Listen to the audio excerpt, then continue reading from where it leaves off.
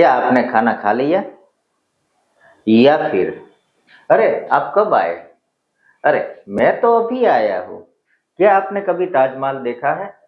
यार मैंने कभी नहीं देखा। इतना अच्छा लैंडस्केप मैंने आज तक देखा ही नहीं अपनी लाइफ में। तो दोस्तों ऐसे जो सेंटेंसेस है हमारी डे टू डे लाइफ में बहुत होते हैं कि यार तू कब आया? यार तूने ये कर लिया या नहीं कर लिया? तुमने अपना काम खत्म कर लिया? अरे यार मैंने अपना काम तो कब का खत्म कर लिया। या फिर वो बच्चे ने अपना होमवर्क खत्म कर लिया।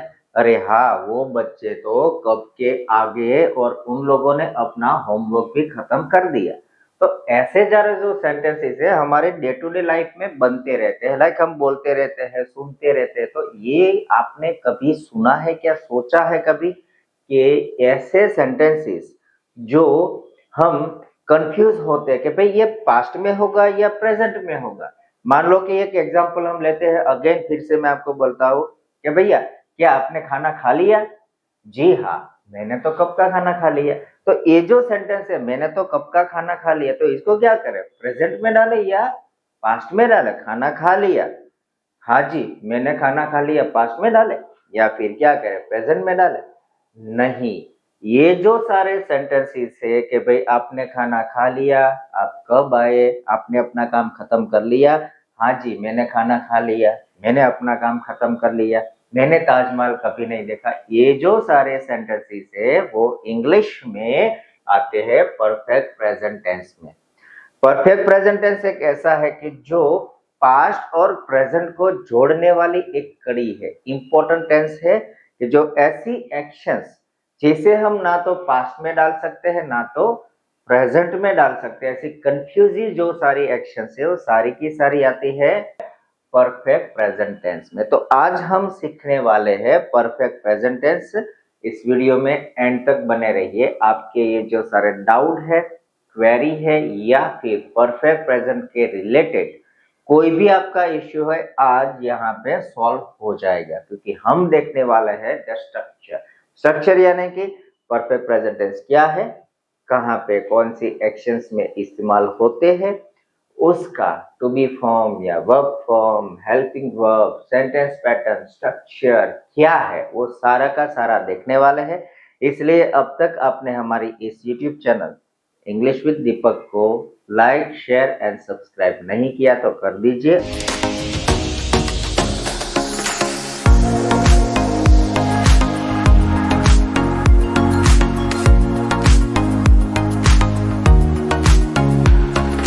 और खास ये वीडियो सभी तक पहुंचे इसके लिए इसे आप शेयर करना मत भूलना, ताकि सब तक ये पहुंचे और सब लोग इंग्लिश फ्री ऑफ कॉस्ट सीख सके। क्योंकि मेरा गोल है, मेरा मोटिव है to teach English everyone at no cost.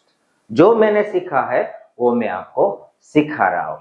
So let's back to here the perfect present tense.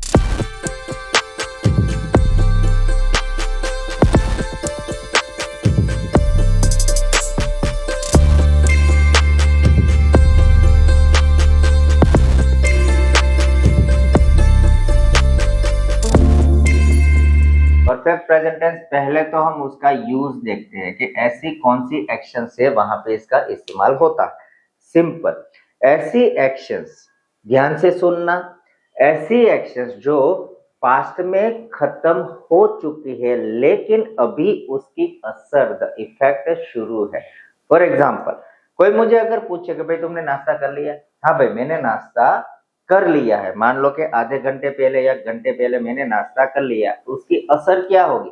तो उसकी असर ये है कि मेरा पेट है जो भरा हुआ है, मैंने खाना खाया, पेट फुल है, अभी मुझे भूख नहीं है। तो ऐसी एक्शन जो पास्ट में हुई, यानी कि मेरी खाने की जो एक्शन थी वो पास्ट में खत्म हो चुके हैं लेकिन उसकी असर यानी कि फूड मेरे स्टमक में है। मान लो, चलो अभी दूसरा एग्जांपल देते हैं कि भैया तुमने अपना काम खत्म कर लिया। या फिर हम किसी बच्चे से पूछते हैं भाई तुमने अपना होमवर्क खत्म कर लिया, तो बच्चा बोलेगा हाँ मैंने अपना होमवर्क 1 घंटे पहले खत्म कर लिया है, क्योंकि सेंटेंस पूरा बोलेगा कि जी हाँ मैंने 1 घंटे पहले मेरा होमवर्क खत्म कर लिया है।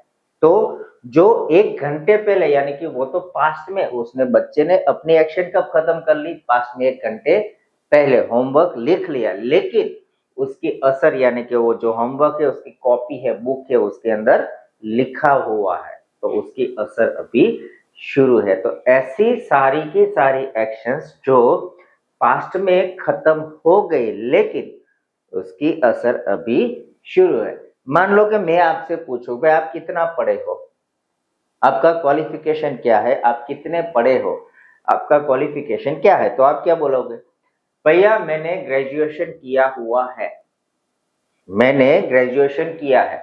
तो ग्रेजुएशन आपका खत्म हो गया, मान लो 1 साल पहले, 2 साल पहले, 5 साल पहले आपने ग्रेजुएशन खत्म कर दिया है, लेकिन उसकी असर यानी कि वो जो डिग्री सर्टिफिकेट है आपके पास है ना, तो वो एक्शंस हमने पास्ट में खत्म कर ली, लेकिन उसकी असर अभी प्रेजेंट में शुरू है। तो ऐसी सारी एक्शंस जो परफेक्ट प्रेजेंट टेंस में आती है। तो आई होप आपको समझ में आ गया होगा कि कौन सी एक्शन यहाँ पे आती है। Next is to be form. जी हाँ, जब भी टेंस होता है तो टू बी तो आता ही है, आपको पता ही है कि अगर प्रेजेंट टेंस है तो एम इज आर, पास्ट है वॉज वर, और अगर फ्यूचर टेंस है तो will shall to be form आते हैं अकॉर्डिंग टू सब्जेक्ट। तो यहाँ पे कौन से आएंगे? तो ये तो ना तो पास्ट है, ना तो प्रेजेंट है, ना तो फ्यूचर है, क्योंकि ये तो परफेक्ट प्रेजेंट है ना। तो परफेक्ट प्रेजेंट है, वहां पे हम टू बी यूज करते नहीं है। Yes, in English present perfect tense में to be form am is are आता नहीं है, तो सेंटेंस इनकम्प्लीट रहते हैं ना भाई। उसके लिए क्या, उसके लिए इंग्लिश में एक और ऑप्शन है, दैट इज हेल्पिंग वर्ब। तो वहां पे आते हैं हेल्पिंग वर्ब्स, क्योंकि हम टू बी का इस्तेमाल नहीं करते, सेंटेंस जो है इनकम्प्लीट रहता है, सामने वाले को समझ में नहीं आएगा ना ऐसे सेंटेंसेस। तो ग्रामेटिकली हम यहाँ पे टू बी की जगह इस्तेमाल करेंगे हेल्पिंग वर्ब। यहाँ पे दो है helping verb, the first one is has and second one is have. दो हेल्पिंग वर्ब आते हैं। तो अभी अगेन क्वेश्चन, भैया दो हेल्पिंग वर्ब आते हैं, तो चलो मुझे तो हैज अच्छा लगता है, हैज यूज करो हर बारी, या फिर मुझे हैव अच्छा लगता है, बड़ा दिखता है तो वो यूज करो। नहीं, उसका भी रूल है, सिंपल है। ये जो कहाँ हैज आएगा कहाँ हैव आएगा, उसके लिए आपको जो सेंटेंस होता है, सेंटेंस में आपको चेक करना है सब्जेक्ट। सब्जेक्ट क्या है, क्रिया का जो करनार है, कर्ता, सब्जेक्ट क्या है वो आपको चेक करना है। मान लो कि अगर सब्जेक्ट में दे, आई, वी एंड यू दिया गया है, सब्जेक्ट में अगर दो बंदे हैं, राज एंड रमेश, तो वो हो गए they। फिर फर्स्ट पर्सन सिंगुलर आई, मैं, वी या फिर यू है, तो वहां पे आएगा है, वहां पे हम हेल्पिंग वर्ब यूज करेंगे है। और अगर थर्ड पर्सन सिंगुलर है, यानी कि शी, ही एंड इट, तो उसके साथ आएगा हैज। आपको ये ध्यान रखना है सिर्फ कि कहां पे हैज कहां पे है। सिंपल है, अगर सब्जेक्ट में they, आई, वी या यू दिया गया है तो वहां पे आएगा हैव। और अगर सब्जेक्ट he, she, it यानी कि थर्ड पर्सन सिंगुलर है तो हैज आएगा। तो ये थे हेल्पिंग वर्ब। अभी देखते हैं, हेल्पिंग वर्ब तो हो गए, तो अभी देखते हैं हमारे मेन वर्ब। भाई मैंने खाना खा लिया, मैंने लिख लिया, या फिर मैंने देख लिया, यार कभी नहीं देखा, गया, यानी कि खाना, लिखना, पढ़ना, देखना, सुनना, ये जो सारे है क्रियापद है, वर्ब फॉर्म्स है।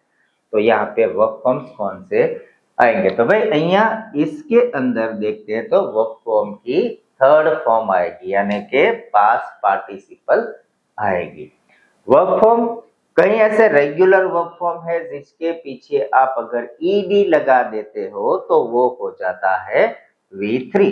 फॉर एग्जाम्पल हम लेते हैं प्ले, प्ले के पीछे अगर हम ईडी डाल देते हैं तो ये हो जाता है V3। ये सारे रेगुलर वर्ब फॉर्म्स है। तो कुछ ऐसे भी है जो रेगुलर नहीं है, होते ना हमारे ग्रुप में या फिर क्लास में या कहीं ना कहीं कोई ना कोई इरेगुलर होते हैं, आड़े टेढ़े होते हैं। तो ऐसे कुछ आड़े टेढ़े वर्ब फॉर्म्स भी है जिसे हमें रट्टा लगाना पड़ेगा, जिसे हमें याद करना पड़ेगा। फॉर एग्जाम्पल देखते हैं इट।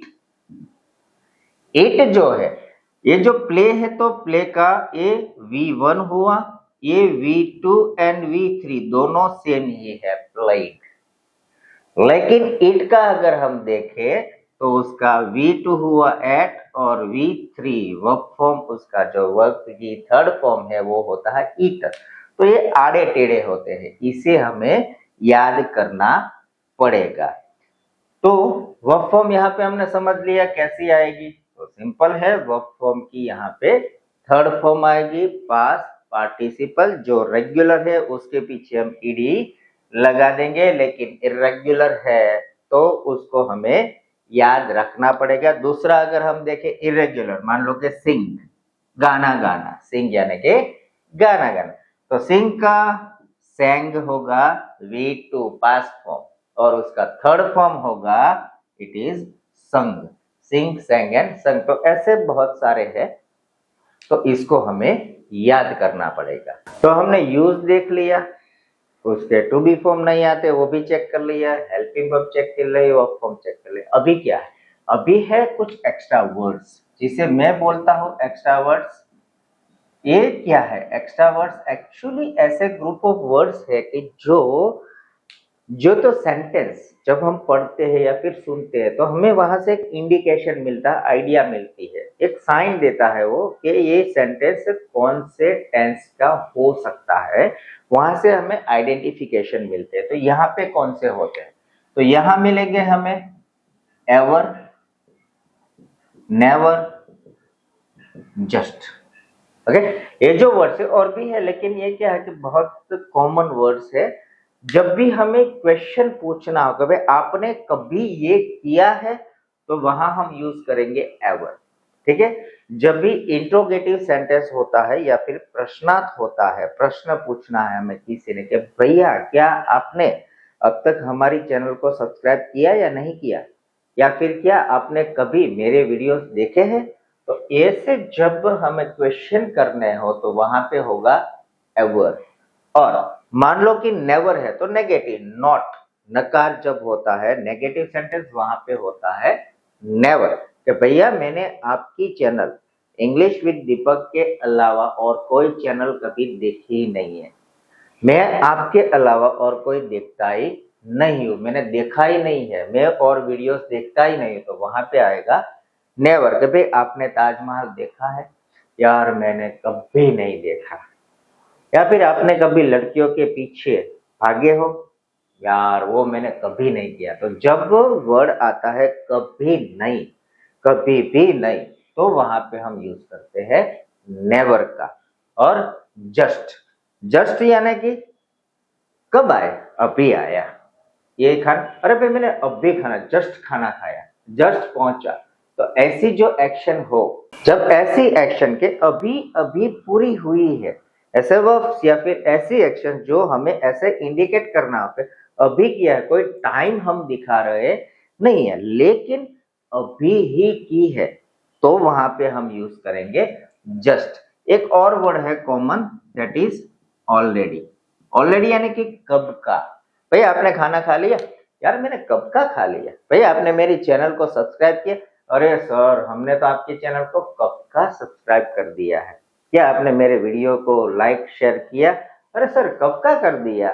तो ऐसा जब हमें इंडिकेट करना हो कि कब का, ऑलरेडी वहां पे यूज करेंगे। तो ये जो चार वर्ड्स है मोस्ट कॉमन है जो परफेक्ट प्रेजेंट टेंस में यूज होते हैं। पहला है एवर, यानी कि प्रश्न पूछना हो, क्वेश्चन टैग, इंट्रोगेटिव सेंटेंस बनाना हो कि भैया क्या आपने ये किया है कभी, तो एवर। नेवर कहां पे होगा, तो नेगेटिव, हमने ये कभी किया नहीं है, जस्ट अभी अभी कर लिया, जस्ट नाउ, अभी हमने खाना खा लिया, मैंने जस्ट खाना खाया, मैं जस्ट पहुंचा, मैंने जस्ट वो चैनल को, यानी कि मैंने जस्ट नीचे कमेंट डाल दी, यानी कि जस्ट और ऑलरेडी कब का। तो ये जो 4 वर्ड्स है जो क्लियरली इंडिकेशन देते हैं परफेक्ट प्रेजेंट टेंस में, ये इसके अलावा, ये टेंस के अलावा और कहीं हम इसे यूज कर सकते नहीं है। तो ये हो गए extra word. Now it's time for the sentence pattern, active voice and passive voice. खास याद रखना, सेंटेंस पैटर्न जो है वो हमें सीखनी पड़ेगी। विदाउट सेंटेंस पैटर्न कोई भी टेंस हो, ग्रामर हो, ऑब्वियसली हम सीख नहीं पाते। सो यहाँ पे मैं लिखता हूं कि एक्टिव वॉइस इसका क्या हो सकता है और उसका पैसिव वॉइस कैसे स्ट्रक्चर हो सकता है। तो देखते हैं पहले एक्टिव वॉइस का स्ट्रक्चर। ऑलवेज हम जो सेंटेंस पैटर्न याद रखनी है सभी सेंटेंस की, यानी कि इंट्रोगेटिव है, एक्सक्लेमेशन है, ये है, सभी नहीं याद रखनी, सिर्फ एक याद रखनी है, एसेटिव, पॉजिटिव जिसे बोलते हैं, एसेटिव विधान वाक्य जो है उसे याद रखना है। तो ऑलवेज सब्जेक्ट यहाँ पे पहले आएगा। उसके बाद हमने देखा था टू बी नहीं है, तो टू बी की जगह क्या हम यूज कर रहे थे, तो टू बी की जगह हमारे यहाँ यूज कर रहे थे हेल्पिंग वर्ब। तो according to subject either has होगा या फिर हैव आएगा। सब्जेक्ट क्या है, अगर दे, आई, वी, यू है तो हैव होगा, और अगर थर्ड पर्सन सिंगुलर है ही, शी, इट, तो वहां पे आएगा हैज। ओके, फिर वर्ब फॉर्म आएगा। तो वर्ब फॉर्म का क्या हमने देखा था, वर्ब की थर्ड फॉर्म पास्ट पार्टिसिपल हम यहाँ पे यूज करेंगे। सब्जेक्ट हो गया, हेल्पिंग वर्ब हो गया, वर्ब, और तो उसके बाद आएगा ऑब्जेक्ट एंड हमारा एक्स्ट्रा वर्ड्स। अभी हमने देखे थे ना, एवर, नेवर, जस्ट, ऑलरेडी, ये सारे वर्ड्स जो यहाँ पे हो सकते हैं, या फिर टाइम डिफाइनिंग वर्ड्स भी हो सकते हैं, प्लेस रिलेटेड कुछ भी यहाँ पे हो सकता है। हमें फोकस करना है what is subject, the verb and the object. तीन चीजें समझ ली। अभी इसका हम करेंगे पैसिव वॉइस। पैसिव यानी कि कुछ नहीं, सेंटेंस को उल्टा पुल्टा करना है। बहुत हम कम यूज करते हैं पैसिव, लेकिन इंपॉर्टेंट है। इंग्लिश में मोस्टली लोग है ना एक्टिव सेंटेंसेस इजीली बना लेते हैं, इजीली बोल लेते हैं, इजीली समझ लेते हैं, लेकिन when it comes to a passive confuse हो जाते हैं, यार ये कैसे बोले, ये कैसे करें। वहां पे हमारी इंग्लिश गलत हो जाती है और हम पकड़े जाते हैं। तो हमें ये नहीं करना, क्योंकि आप मुझे फॉलो कर रहे हो, आप मेरे वीडियोस देख रहे हो, तो मैं मेरी ऑडियंस को इंग्लिश में फ्लुएंट बना के रहूंगा कैसे भी। तो पैसिव देखते हैं क्या करना है, कुछ नहीं। ऑब्जेक्ट जो है आपको ये याद रखना है, S V O, O V S, ये इधर, ये इधर, ये जो है जहां का जहां वर्ब फॉर्म वहां पर ही रहेगा। तो ऑब्जेक्ट को उठा के डालेंगे हम पहले, आ गया हमारा ऑब्जेक्ट, क्योंकि पैसिव में क्या है, ऑब्जेक्ट जो है ना वो किंग हो जाता है, पहले सब्जेक्ट होता है फिर ये ऑब्जेक्ट हो जाता है। उसके अकॉर्डिंग हम डालेंगे हैज या फिर हैव, हैज या हैव। और एक बात देखिए, यहाँ पे एक्टिव में जो हैज है लगता था ना, वो अकॉर्डिंग टू सब्जेक्ट होगा। सब्जेक्ट क्या है उससे हम डिसाइड करेंगे हैज या हैव। पैसिव में ये ऑब्जेक्ट क्या है, ऑब्जेक्ट कैसा है, उसके अकॉर्डिंग हम हैज हैव डालेंगे। ओके, तो याद रखिए, एक्टिव में सब्जेक्ट के अकॉर्डिंग, पैसिव में ऑब्जेक्ट के अकॉर्डिंग। तो हैज हैव हो गया। फिर वर्ब फॉर्म, तो V3 तो है ही ऑलरेडी, तो कुछ तो चेंज करना पड़ेगा ना, ऐसे ही थोड़ी चलेगा, आगे पीछे कर दिया हो गया। तो यहाँ पे हम वर्ब को परफेक्ट बनाने के लिए, ओके, क्योंकि हमारा परफेक्ट प्रेजेंट टेंस है, तो परफेक्शन दिखाने के लिए यहाँ पे इस्तेमाल होगा बीन, BEEN, बीन, बी का परफेक्ट फॉर्म बीन। तो has have plus been plus हमारा वर्ब फॉर्म तो V3 होगा ना, उसके तो आगे तो कुछ है ही नहीं, तो V3। फिर सब्जेक्ट जो है इसे अभी पीछे लटकाना पड़ेगा ना, तो सब्जेक्ट को लेते हैं कैसे, by subject and extra word जो जहां पे पड़े हैं उसे वहां पर ही रहने दीजिए, उसे छेड़छाड़ नहीं करनी है। हमें फोकस करना है सिर्फ सब्जेक्ट, हमारा वर्ब एंड ऑब्जेक्ट। उसे उल्टा कर दिया, ऑब्जेक्ट हो गया, ये वर्ब आ गया, और यहाँ पे डाल दिया हमने सब्जेक्ट, ये हो गई उसकी पैसिव। अभी मान लो कि मैंने क्वेश्चन यहाँ पे पूछा था कि भाई आपने, या फिर मान लो कि भाई हाँ मैंने खाना खा लिया है, मैंने अभी खाना खाया है, तो क्या होगा, मैंने यानी कि आई, तो आई मैंने, ओके, क्या किया है, तो आई के बाद क्या आएगा, तो हमें डालना है हैज या हैव। तो अभी मैंने बोला था ना कि दे, आई, वी, यू, आई है तो उसके साथ है। और अभी अभी खाया है, जस्ट डालेंगे ना, आई हैव जस्ट। फिर खाना खाना, तो आई हैव जस्ट इट यानी कि ईटन। V3 आएगा क्योंकि वर्ब फॉर्म डालना है ना, तो आई हैव जस्ट ईटन। क्या खाया था? पिज्जा खाते हैं, चलो I have just eaten pizza. अभी अभी मैंने पिज्जा खाया है। फिर मान लो कि कोई ऐसा टॉपिक है या फिर सेंटेंस है, आप नीचे लिखना अगर आपको कंफ्यूजन हो या फिर यहाँ पे कुछ समझ में नहीं आ रहा, क्वेरी है या कुछ भी है, तो नीचे कमेंट में डाल दीजिए, मैं आपको रिप्लाई भी करूंगा और उसके रिलेटेड अगर जरूरत होगी तो वो स्पेसिफिक टॉपिक पे पूरा वीडियो भी बना के अपलोड कर दूंगा। सो ये जो सेंटेंसेस है यहाँ पे हमें ये देखना है कि सिर्फ एंड सिर्फ आपको सेंटेंस पैटर्न जो है, एसटी सेंटेंस जो भी है, विधान वाक्य है, उसकी ही हमें याद रखनी है। बाकी इसके बेसिस पे बहुत सारे सेंटेंसेस बनते हैं। तो इसके लिए ये है हमारा पार्ट 1। पार्ट 2 में मैं आपको दिखाऊंगा सारे के सारे सब्जेक्टिव सेंटेंसेस का एक्टिव पैसिव, और उसके बाद हम देखेंगे सभी के सभी ऑब्जेक्टिव सेंटेंसेस का एक्टिव एंड पैसिव। तब तक बने रहिए हमारे इस YouTube चैनल इंग्लिश विद दीपक के साथ। आपने अब तक हमारे इस चैनल को, इस वीडियो को लाइक, शेयर एंड सब्सक्राइब नहीं किया तो कर दीजिए, सब तक ये वीडियो पहुंच सके और सभी आसानी से सही तरीके से perfectly English सीख सके, because that is my goal, to teach everyone English, to make everyone fluent in English. So stay tuned, keep watching your favorite YouTube channel English with Deepak.